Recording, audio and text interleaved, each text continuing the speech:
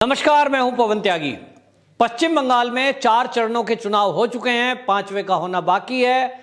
लेकिन ममता बनर्जी का खेला होवे जो नारा है वो उन्होंने प्रैक्टिकल रूप में करके दिखा दिया। और कूच बिहार में जिस तरह की हिंसा हुई, केंद्रीय सुरक्षा बलों की राइफल तक छीनने की हिमाकत टीएमसी के गुंडों ने की, जिस पर आपको बताएं पश्चिम बंगाल चुनाव आयोग काफी सख्त है, नाराज है और टीएमसी को बाकायदा इसके लिए नोटिस दिया गया है। आखिरकार ममता बनर्जी पश्चिम बंगाल में खेला क्यों कराना चाहती थी, यह अब समझ में आ गया है। क्योंकि उनको लग रहा था पहले कि सारे मुसलमानों की वोट उनको मिलेगी, बाकी जनता उनके साथ होगी और वो तीसरी बार मुख्यमंत्री बन जाएगी।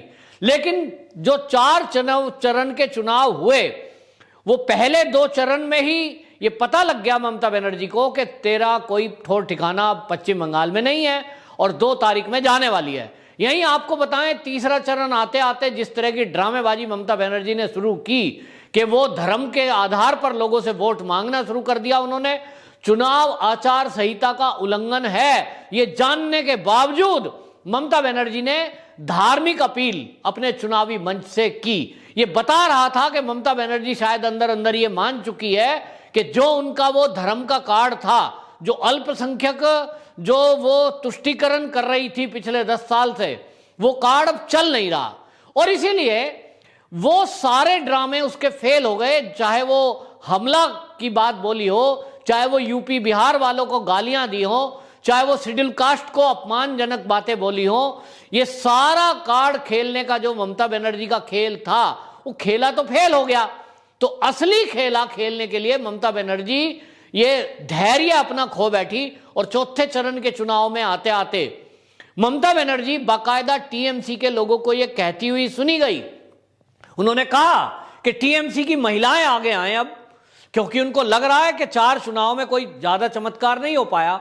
3 चुनाव समाप्त हो चुके थे, तब ये वीडियो सामने आई थी कि ममता बनर्जी चौथे चरण के चुनाव की तैयारी में महिला टीएमसी कार्यकर्ताओं को कह रही है कि अब तुमको काम करना है। एक ग्रुप जो केंद्रीय सुरक्षा बल है उनको घेर लेगा, उनको नहीं आने देगा, उनको जो बूथ है उससे दूर करेगा, और दूसरा ग्रुप अंदर जाकर वोट डालने का काम करेगा। यही काम टीएमसी के गुंडों ने किया। यह बात अलग है कि महिलाओं के साथ पुरुष भी आए, और उस पुरुषों में आने वाले ज्यादातर वही वर्ग के लोग थे जिनके लिए ममता बनर्जी बेचैन थी, यानी मुस्लिम समाज के बहुत सारे लोग, टीएमसी के गुंडे ये शामिल हुए और ग्रुप बनाया गया इस तरह से कि जो महिला हैं वो अंदर बूथ कैप्चरिंग करेंगी, यानी वोट डालेंगी, और बाहर ये गुंडागर्दी करके केंद्रीय सुरक्षा बलों पर हमला बोल देंगे। इसका परिणाम यह हुआ कि हिंसा हुई, 5 लोग मारे गए। ममता बनर्जी इसके लिए सीधे सीधे जिम्मेदार है, क्योंकि ममता बनर्जी ही वो शख्स है जिसने अपने लोगों को उकसाया। तब इस पर आपको बताएं, हमारे देश के प्रधानमंत्री माननीय मोदी जी ने भी चुनावी सभा में बोलते हुए कहा कि चुनाव आयोग को इस पर संज्ञान लेना चाहिए, क्योंकि इसके लिए ममता बनर्जी जिम्मेदार है। लेकिन चुनाव आयोग है, अनेक शिकायतें उसके पास प्रतिदिन पहुंचती है, और वो धार्मिक अभी अपील के बारे में नोटिस दे चुका है जिसका जवाब अभी उसको नहीं मिला है। इस पर आपको बताएं, ये तय है कि ममता बनर्जी की हार के कारण ममता बनर्जी जो बौखलाई है अब वो हिंसा पे उतर आई है। और इसीलिए इस बात को समझते हुए अब ये समझ में आ गया है जो राज्य चुनाव आयोग है उसको भी, कि ये ममता बनर्जी अब हार के बौखलाहट में कुछ ना कुछ हिंसा का सहारा लेगी। अभी तक शांतिपूर्वक जो चुनाव चल रहे थे, 4 चरण का चुनाव खत्म होते होते वो हिंसा में तब्दील हो गया, लेकिन फिर भी उस हिंसा को कंट्रोल कर लिया गया। हालांकि केंद्रीय सुरक्षा बलों को गोली चलानी पड़ी, क्योंकि राइफल छीनने की जो कोशिश थी वो टीएमसी के गुंडों ने की। अब जब चौथा चरण समाप्त हो गया है, तो अब चुनाव आयोग इस बात को गंभीरता से ले रहा, और इसी बात को लेकर 71 बटालियन और एक्स्ट्रा उन्होंने डिप्यूट की गई हैं। लगभग 70,000 जो सीआईएसएफ के कर्मचारी हैं उनकी ड्यूटियां और लगाई गई हैं, एक्स्ट्रा में लगाई गई हैं, ताकि पश्चिम बंगाल में हिंसा ना होने पाए।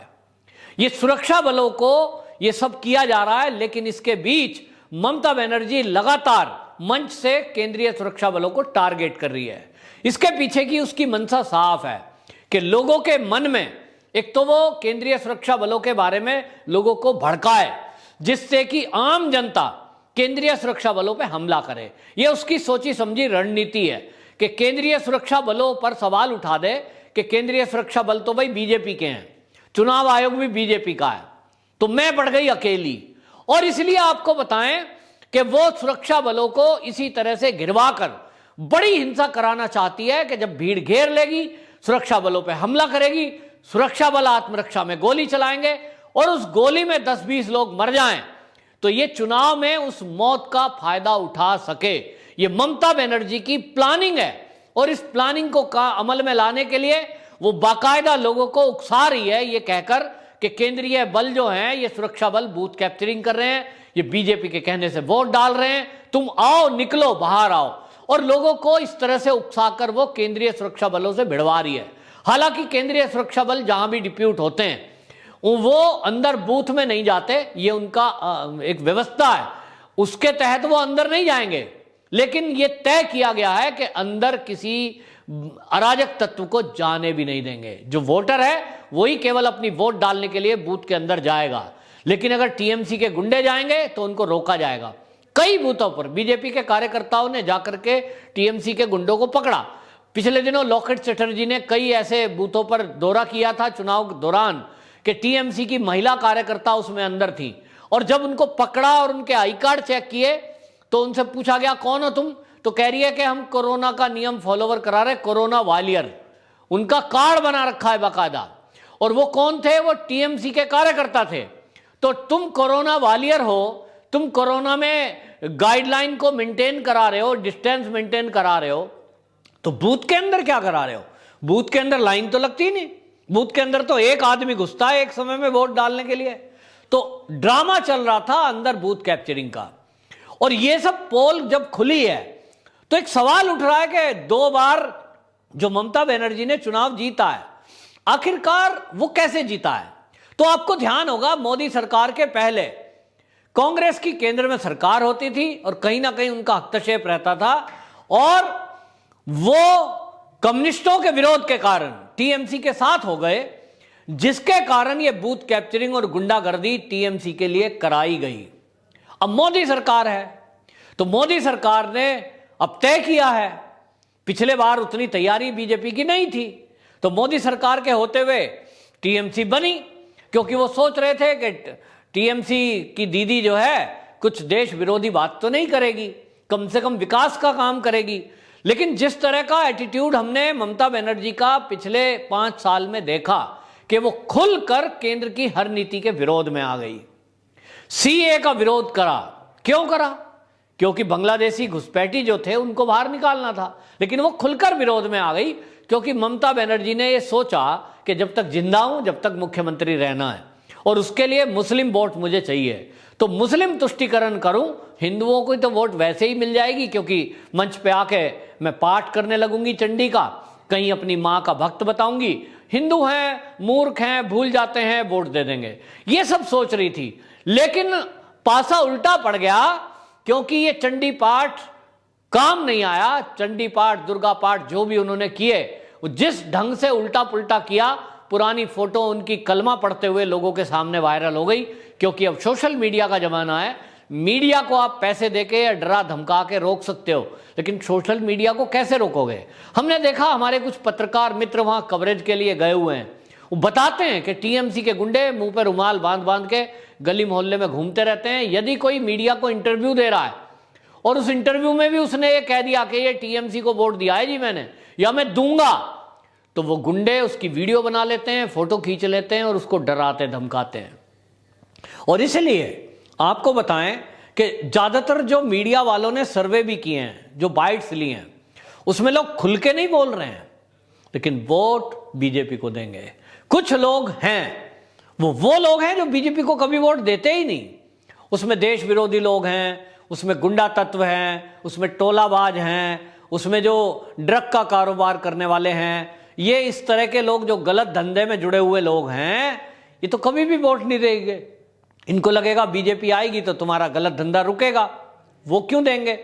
लेकिन जो अच्छे लोग हैं, जो विकास चाहते हैं, जो समझदार हैं, और यहां तक आपको बताएं, बंगाल में इस समय गरीब लोग रिक्शा चालक हैं, झुग्गी में रहने वाले हैं, गांव में रहने वाले, वो भी त्रस्त हैं। ममता बनर्जी से इस कदर परेशान हैं कि वो कहते हैं कि पूरे देश में विकास की बयार बह रही है, लेकिन पश्चिम बंगाल पिछड़ा हुआ है और यहां भी विकास होना चाहिए, और इसलिए विकास के लिए वो ममता बनर्जी को हटाना चाहते हैं, बीजेपी को वोट देना चाहते हैं, क्योंकि बीजेपी का नारा है डबल इंजन की सरकार। जैसा अन्य राज्य में देख रहे हैं कि डबल राज्य में बीजेपी हो, केंद्र में बीजेपी है, वो डबल इंजन हो गया, बड़ी तेजी से विकास होगा। हम देख रहे हैं उत्तर प्रदेश को, कितना बड़ा प्रदेश है। हम देख रहे हैं बिहार को, बिल्कुल पश्चिम बंगाल से लगा हुआ बॉर्डर है।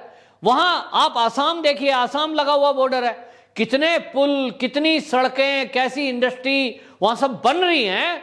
उसको देखकर पश्चिम बंगाल की जनता, जो वाकई में विकास और शांति चाहती है, वो देख रही है कि हमको जो फायदा पहुंचा सकती है वो भाजपा पहुंचा सकती है, और इसलिए ममता बनर्जी को लोगों ने सिरे से नकार दिया है।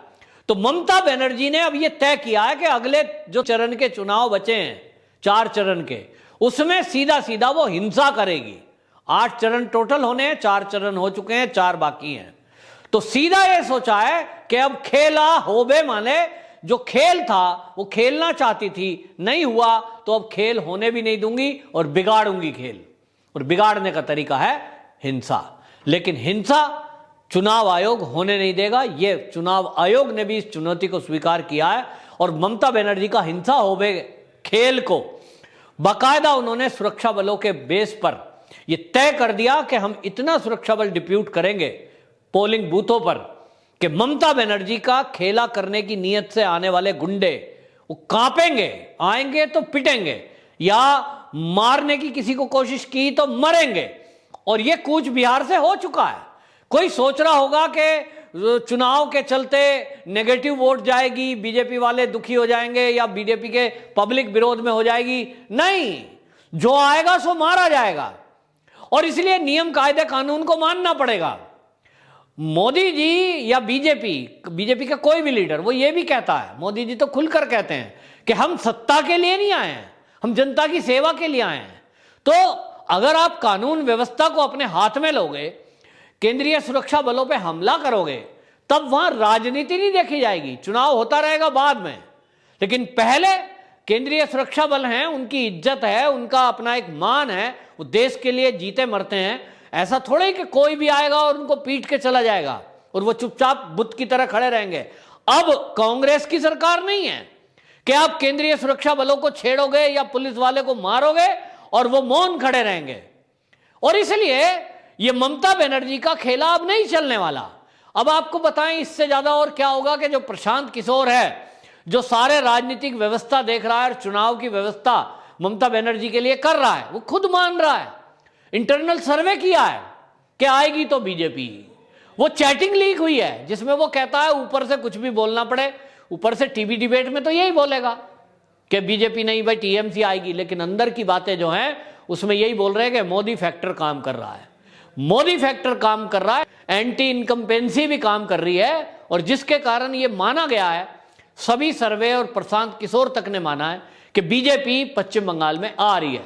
तो आ रही है तो ममता बनर्जी चुनाव आराम से लड़ो, हिंसा का सहारा लोगी तो आगे आने वाली जिंदगी जेल में और काटोगी। ये तय बता रहा हूं, क्योंकि इस तरह की जो हिंसा कूच बिहार में हुई है, अब आगे भी यदि कहीं होती है अगले 4 चरणों में, तो इसकी और किसी की जिम्मेदारी नहीं है, केवल और केवल ममता बनर्जी की जिम्मेदारी है। इसके बारे में एफआईआर होगी और ममता बनर्जी इसके लिए जेल जाएगी।